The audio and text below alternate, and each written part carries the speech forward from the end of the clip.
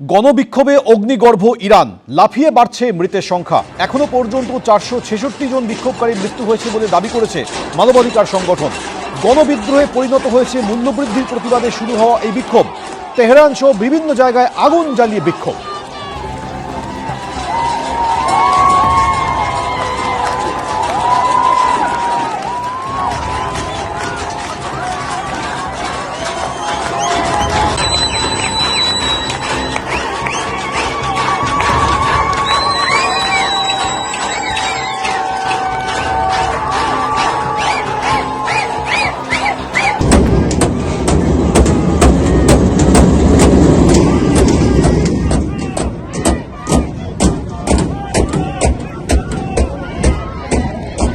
ইরানের সর্বোচ্চ ধর্মীয় নেতা আয়াতুল্লাহ খামেনেইয়ের বিরুদ্ধে সরব হয়েছেন আমজনতা। বিক্ষোভকারীকে লক্ষ্য করে পুলিশের তরফে গুলি বৃষ্টি হয়। পুলিশের লাঠি এবং গুলির মধ্যেও সমানে চলছে বিক্ষোভ।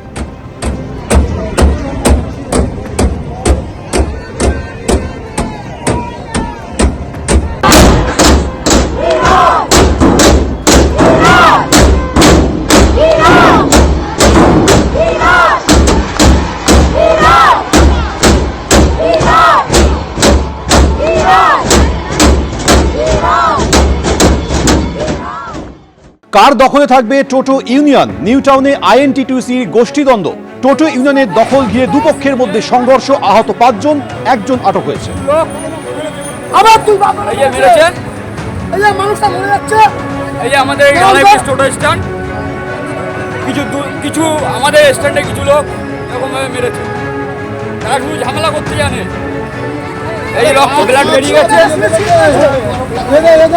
টোটো ইউনিয়ন কার দখলে থাকবে তা নিয়ে নিউ টাউনে আইএনটিটিউসির গোষ্ঠীদ্বন্দ্ব একেবারে প্রকাশ্যে চলে এসেছে। টোটো ইউনিয়নের দখলে দুপক্ষের মধ্যে সংঘর্ষে 5 জন আহত হয়েছেন। এই ঘটনায় 1 জন আটক হয়েছে। টোটো চালকদের মিটিং থেকে বচসার সূত্রপাত। তাপস চট্টোপাধ্যায়ের অনুগামীদের মারধরের অভিযোগ উঠেছে সব্যসাচী দত্তর অনুগামীদের বিরুদ্ধে। পাল্টা হামলার অভিযোগ করেছেন সব্যসাচী দত্তর অনুগামীরা। আইএনটিটিউসি নতুন টোটো ইউনিয়নকে আয়ব্যয়ের হিসেব দিতে নারাজ আইএনটিটিউসি পুরনো কমিটি। আত্মা নিয়ে এই দ্বন্দ্ব।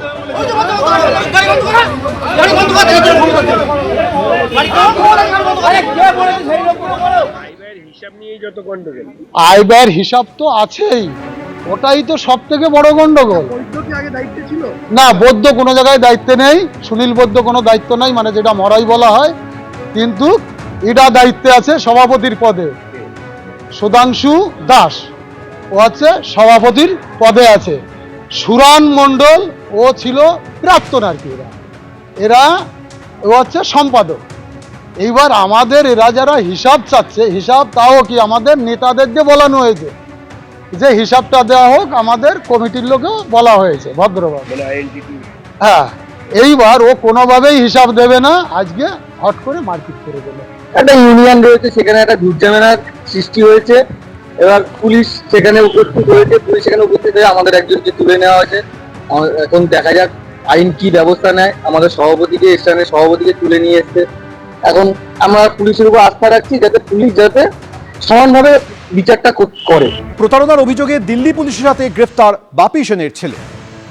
2002 সালে বর্ষবরণের রাতে মহিলা সম্মান রক্ষার্থে খুন হন সার্জেন্ট বাপি সেন। সেই বাপি সেনের ছেলেকে গ্রেপ্তার করলো দিল্লি পুলিশের সাইবার বিভাগ। দেখতে পাচ্ছি দিল্লি পুলিশের টিম, সাইবার বিভাগের টিম, তারা এসে পৌঁছেছে কলকাতায়। পণ্যশ্রীর বাড়ি থেকে গ্রেপ্তার করেছে তাকে।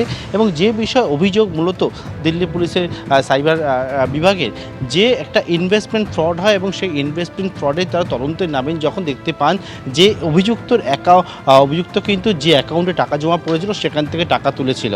এবং সেই মামলাতেই তারা কলকাতায় এসে পৌঁছায়। পণ্যশ্রীর বাড়ি থেকে বাপি সেনের ছেলে শঙ্কু শুভ্র সেনকে গ্রেপ্তার করেছে এবং আলিপুর আদালতে এসে ট্রানজিট রিমান্ডের জন্য আবেদন জানায় তারা।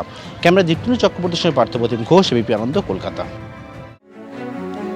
আইপ্যাক কাণ্ডে সংঘাত একেবারে সপ্তমে উঠেছে। কুণাল ঘোষ একটি চ্যাটের ছবি প্রকাশ করে তিনি ষড়যন্ত্র ইঙ্গিত করেছিলেন, আর এবার শুভেন্দু অধিকারী বিস্ফোরক পোস্ট করলেন।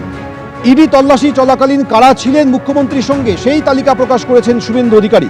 পুলিশ অফিসারদের নাম দিয়ে তালিকা প্রকাশ করেছেন তিনি লিখছেন, মুখ্যমন্ত্রীর সঙ্গে ছিলেন ডিসিএসডি প্রিয়ব্রত রায়, ডিসিএসবি শান্তনু সিনহা বিশ্বাস, শেক্সপিয়ার সরণী থানার ওসি অয়ন ভৌমিক, ইন্সপেক্টর বিজিতাশ্ব রাউত। মুখ্যমন্ত্রীর সঙ্গে ছিলেন এসআই রাহুল আমিন, এসআই সুদীপ্ত বন্দ্যোপাধ্যায়। এছাড়াও ছিলেন এসআই লীনা ভট্টাচার্য, এএসআই মৃত্যুঞ্জয় রায়, সৈকত বিশ্বাস, মহাদেব কবিরাজ, সৌমেন বিশ্বাস। সেই সঙ্গে তিনি অভিযোগ করছেন পুলিশ অফিসারদের গ্যাং নিয়ে চড়াও হয়েছিলেন মুখ্যমন্ত্রী। পুলিশ ওয়েলফেয়ার কমিটির লোকেরাও ছিলেন। আইপ্যাকে ইডি তল্লাশি চলাকালীন নথি লুট হয়েছে। অবিলম্বে এই পুলিশ অফিসারদের সাসপেন্ড এবং বরখাস্ত করা হোক। মমতা বন্দ্যোপাধ্যায়ের গুন্ডা বাহিনীতে পরিণত হয়েছে পুলিশ, পোস্টে অভিযোগ করেছেন শুভেন্দু অধিকারী।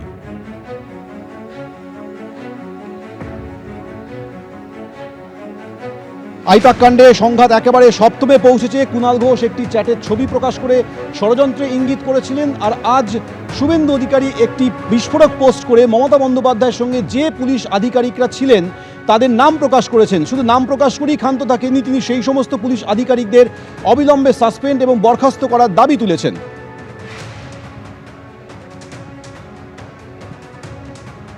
এই মুহূর্তে আমাদের সঙ্গে রয়েছেন জয়প্রকাশ মজুমদার। জয়প্রকাশ বাবু, শুভেন্দু অধিকারী একটি বিস্ফোরক পোস্ট করে বলছেন যে মমতা বন্দ্যোপাধ্যায়ের সঙ্গে যে পুলিশ আধিকারিকরা সেদিন ছিলেন তাদের নামের তালিকা প্রকাশ করেছেন, দাবি করছেন যে এই পুলিশ আধিকারিকদের অবিলম্বে সাসপেন্ড করা হোক, বরখাস্ত করা হোক।